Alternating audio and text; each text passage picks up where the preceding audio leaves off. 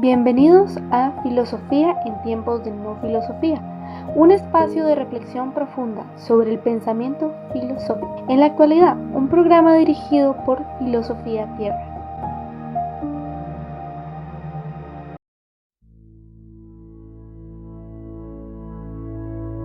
Yo, hermanos, no pude hablaros como personas espirituales, sino como carnales, como a niños en la fe de Cristo.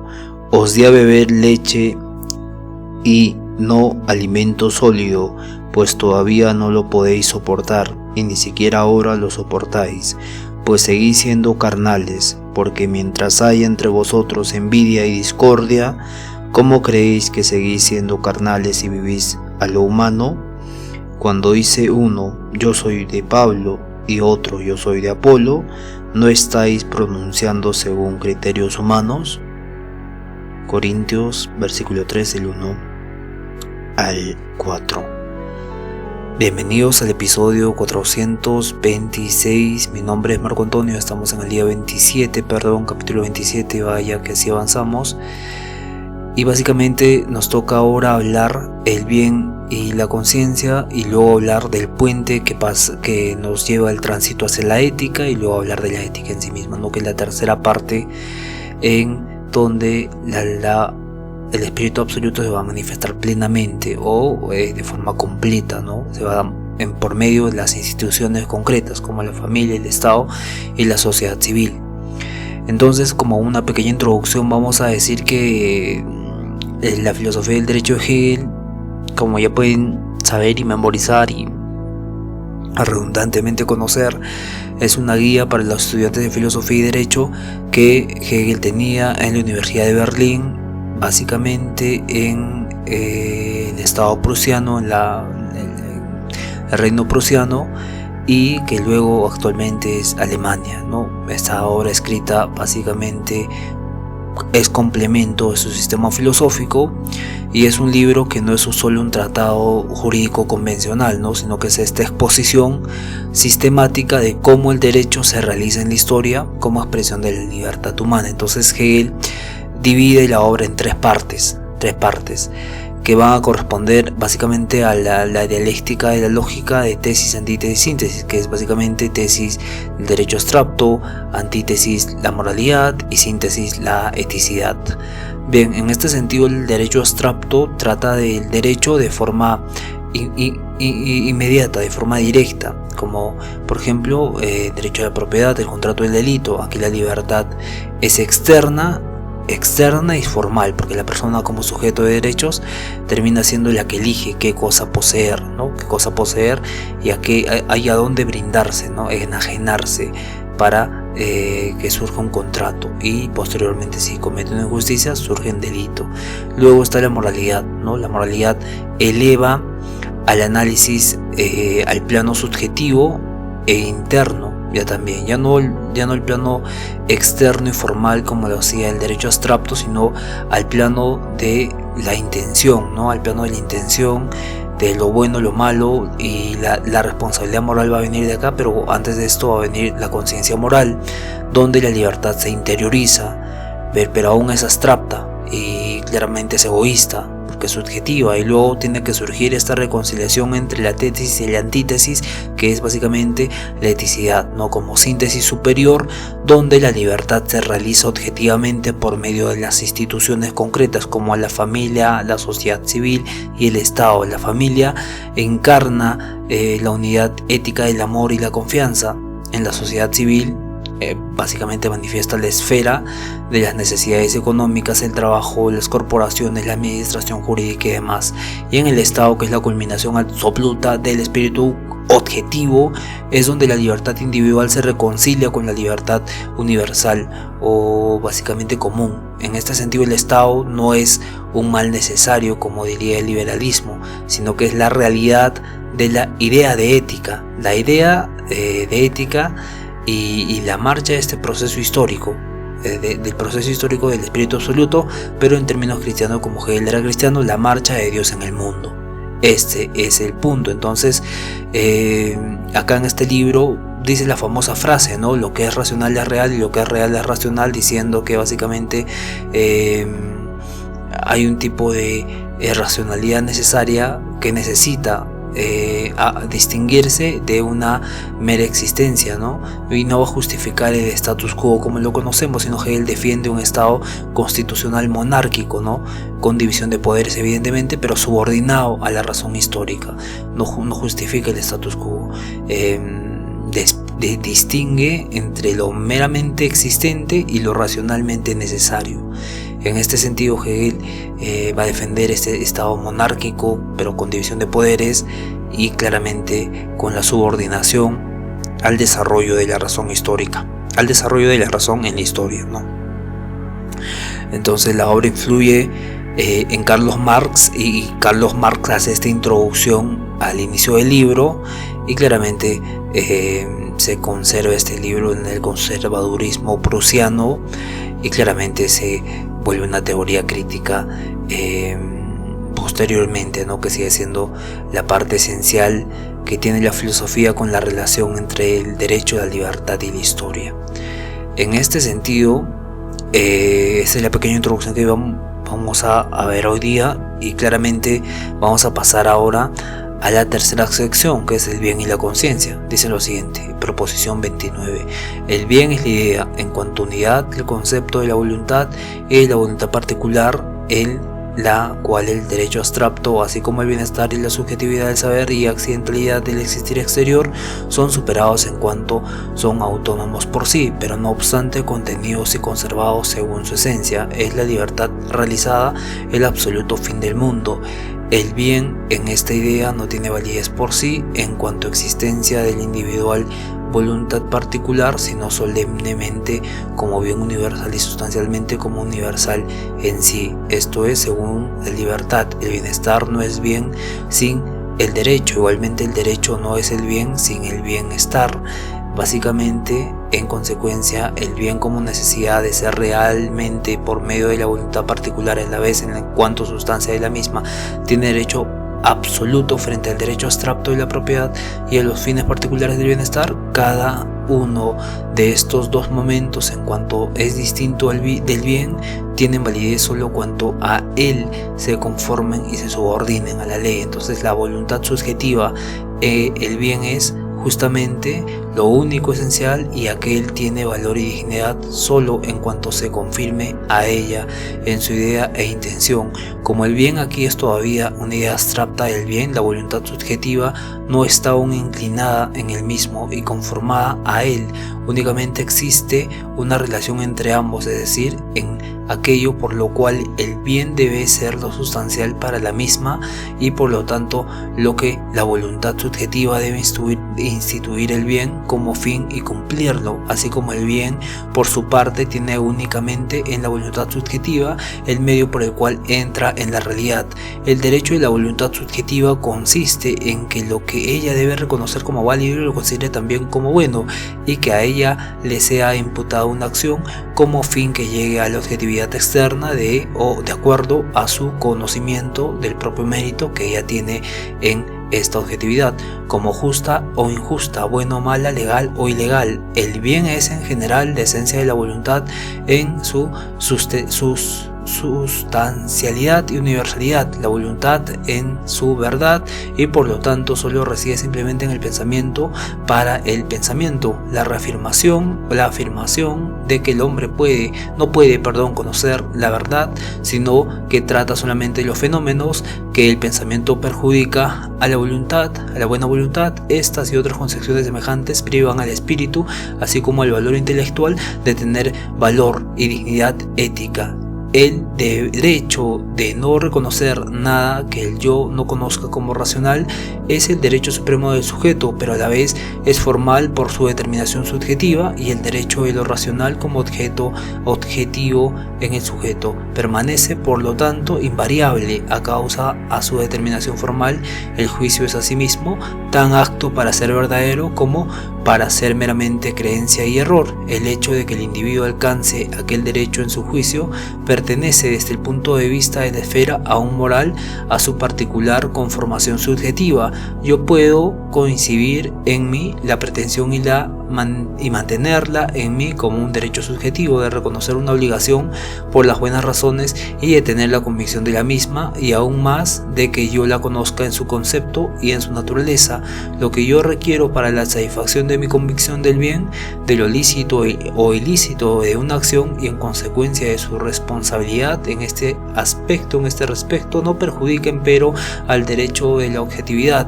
El derecho del juicio en el bien es distinto del derecho del juicio respecto a la acción en cuanto tal. De acuerdo a esto, el derecho de la objetividad tiene el aspecto de que ya la acción es un cambio que debe existir en un mundo real y por lo tanto debe ser reconocida en esta. La acción debe ser conforme en general a lo que tiene valor en tal mundo. Quien quiera obrar en esta realidad precisamente por eso está sometida a sus leyes y ha reconocido el derecho de la objetividad. Igualmente, en el Estado como objetividad del concepto racional, la responsabilidad judicial no debe limitarse a lo que retiene conforme a una razón suya, ni a la opinión subjetiva de la juridicidad o antijuridicidad acerca del bien o del mal, ni las exigencias que el Estado tiene para satisfacción de su convicción. En este campo objetivo tiene valor el derecho del juicio en cuanto juicio sobre lo legal o ilegal como derecho vigente y limita a ser su próximo significado. Esto es conocimiento en cuanto noción de lo que es legal y como tal obligación, como la publicidad de las leyes, prácticas generales. El Estado quita la formal y accidental para el sujeto, el derecho del juicio, que aún tiene desde un punto de vista. El derecho del sujeto a conocer la acción en la determinación del bien y del mal tiene como consecuencia disminuir o eliminar en este sentido la responsabilidad en los niños, los imbéciles y los dementes. Sin embargo, no se puede fijar un límite determinado para estos estados y para su responsabilidad, pero instituir como fundamentos la ofuscación del instante, la exaltación de las pasiones, la embriaguez y en general lo que se llama la violencia de los impulsos sensitivos es en la responsabilidad y determinación del delito mismo y de su punibilidad, y mantener tales situaciones como si para ellas la culpa del delincuente fuese eliminada. Significa igualmente no tratarlo según el derecho y el honor del hombre, en cuanto su naturaleza es precisamente ser esencial, algo universal y no un momento abstracto o un aislamiento del saber. Así como el incendiario ha puesto fuego no en esta superficie del tamaño de una pulgada de la viga que él ha tocado con la tea como algo aislado, sino que ha incendiado con ella el todo, la casa, y así como sujeto él no es singular de este momento o sensación aislada el ardor de la venganza. En ese caso él sería un animal al cual la razón de su nocividad y ternibilidad por estar sujetos a los sucesos de furor se debería matar, que el delincuente en un momento de acción debe hacerse representado claramente la injusticia, debe representar claramente la injusticia y punibilidad de la misma para que pueda serle imputada como delito. Esta pretensión que parece garantizarle el derecho de su subjetividad moral lo priva, por el contrario, de la inmanente naturaleza inteligente, la cual no está ligada en la actualidad activa a la figura wolfiano-psicológica de las representaciones distintas, y solo en el caso del maníaco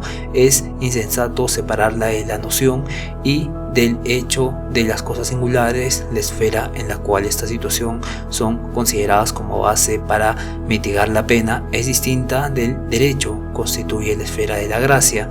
El bien tiene con el sujeto particular la cualidad de ser lo esencial de su voluntad, lo que tiene en él simplemente su obligación, siendo la individualidad distinta del bien y reintroduciéndose en la voluntad subjetiva. El bien, ante todo, tiene solo la determinación de la esencialidad universal abstracta como deber, en razón de su determinación. El deber debe ser cumplido por el deber, puesto que al obrar exige por sí un contenido particular y un fin determinado, pero como el término abstracto del deber no contiene aún nada semejante, surge la pregunta: ¿qué cosa es el deber? Para esta determinación no existe primeramente la otra cosa que esto, realizar el derecho y cuidar el bienestar como determinación universal, el bienestar de los otros. Aquí claramente habla de Immanuel Kant y cómo el derecho tiene que recaer sobre algo, sino el derecho termina siendo algo abstracto, algo vacío.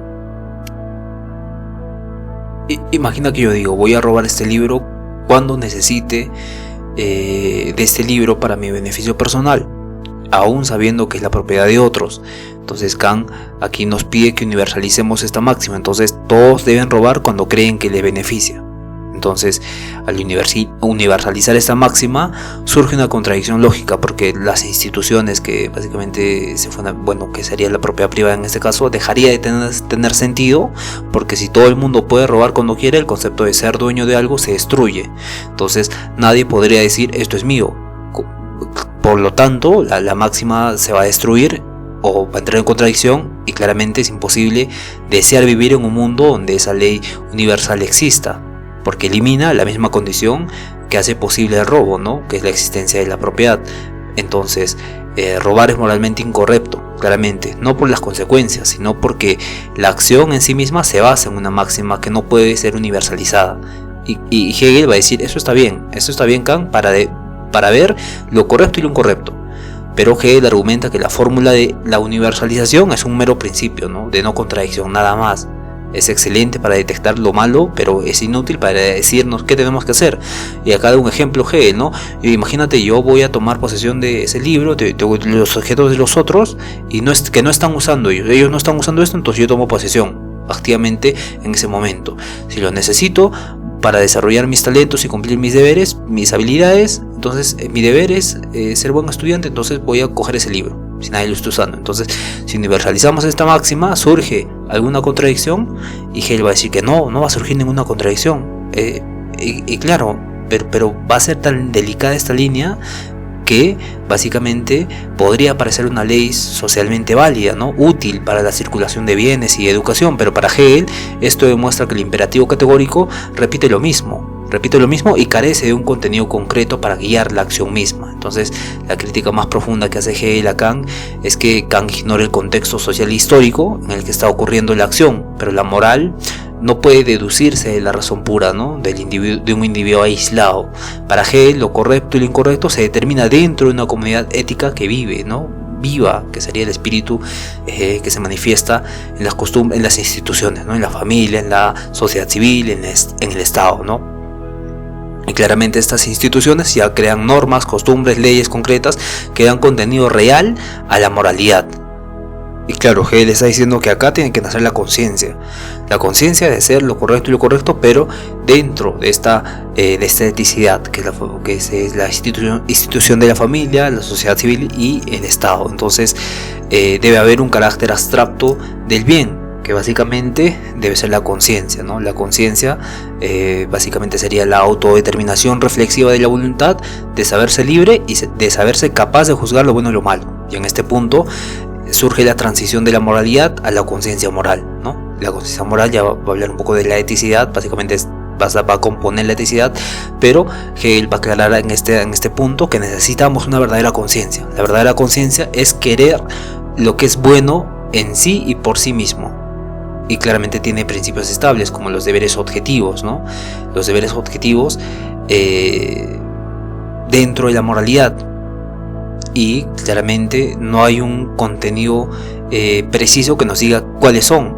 Y claramente lo único que sabíamos hasta el momento de la conciencia verdadera, la verdadera conciencia, es que hay una certeza interior de sí, ¿no? Entonces Hegel distingue la conciencia verdadera, que coincide con el bien real, porque hay una conciencia interior de sí, y la conciencia formal, que solo va a guiar nuestras propias convicciones subjetivas, ¿no? De que creemos nosotros que es lo correcto e incorrecto. Entonces, en el Estado, por ejemplo, no puede reconocer esta conciencia subjetiva como un criterio jurídico, claramente, porque sería arbitrario. Entonces, la justicia individual puede errar, claramente. Debe ser juzgada por el contenido racional de todos sus principios, y por eso se basa en leyes que se manifiestan en constituciones, no se basan en algo. Entonces, para superar la subjetividad, tiene que disolverse en la norma, en una norma objetiva, lo que corresponde al derecho y al deber. Entonces, así se va a convertir en el poder que decide por sí mismo que el bien es esto, y lo realiza según un criterio.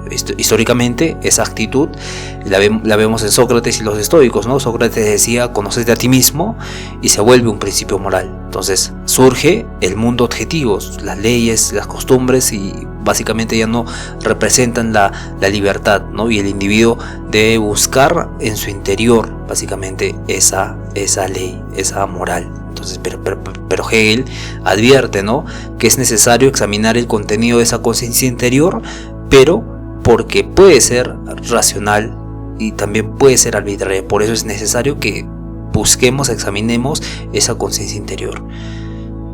Y claramente va a existir la posibilidad del mal, ¿no?, en esta conciencia interior, en la búsqueda de esta conciencia interior. ¿Por qué surge la posibilidad del mal?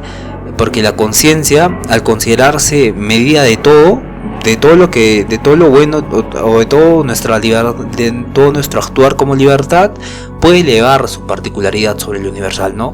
Puede decir: esto es moral, y lo universaliza, o lo hace realidad. Y claramente hay posibilidad para que eso sea mal. Entonces, el mismo poder que permite la moralidad permite el mal, ¿no? El mal consiste en que la voluntad particular se vuelva fin en sí misma, o sea, que el individuo elige contra lo universal racional. El mal no es algo externo ni natural, sino que es el uso libre de la voluntad, y por eso el hombre es malo en sí mismo y por sí mismo, por su naturaleza, que es particularmente sensible, está sujeto a deseos, a caprichos y demás, y por su reflexión interior, que tiene esta autonomía subjetiva de decir que lo inmoral puede ser moral. Entonces, aparentemente hay una posibilidad de mal. Entonces, el mal no es necesario objetivamente, sino que debe ser superado, y el sujeto tiene la responsabilidad por su mal, tiene la responsabilidad de eliminar su mal. Entonces surge ahí el mal consciente y la hipocresía, ¿no? Porque la conciencia puede justificar el mal de mil formas, como si fuera el bien, y claramente puede actuar de esa forma para los demás, pretendiendo bondad, pero aparece la hipocresía ahí, ¿no? Por eso él habla de la hipocresía en la proposición 140, cuando hacemos algo para nosotros mismos, creyendo que su propia voluntad es el bien absoluto. Básicamente el ejemplo sería de los sofistas que enseñaban a los ricos a hablar en oratoria y a convencer al pueblo para que tengan beneficios propios. Entonces este rico decía que necesitamos barcos porque nos van a invadir los persas, entonces hay que invertir en barcos. Si yo tengo una empresa de barcos, entonces dame la plata a mí, yo voy a hacer muchos barcos. Entonces así se convencía básicamente para hipócritamente para sí mismo sacar ventaja, ¿no?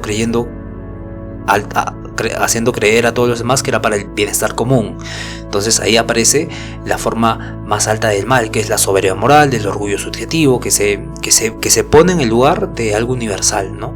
Y claramente en este punto culminante, la moralidad subjetiva, antes de que Hegel pase a la eticidad, la va a tratar, ¿no? Donde el bien vuelve a objetivarse en las instituciones racionales, que son la familia, la sociedad civil y básicamente el Estado, y básicamente tiene leyes. En esas leyes se está el bien ya incluido, y básicamente el bien es esta idea racional de libertad, ¿no?, que se ha manifestado en la familia, la sociedad civil, el Estado, y claramente esa voluntad subjetiva debe realizarlo, pero mientras permanezca en el deber abstracto, o sea, en su reflexión o en su conciencia individual, el bien sigue siendo algo formal, ¿no? Y tiene que actuar de acuerdo con ese formalismo.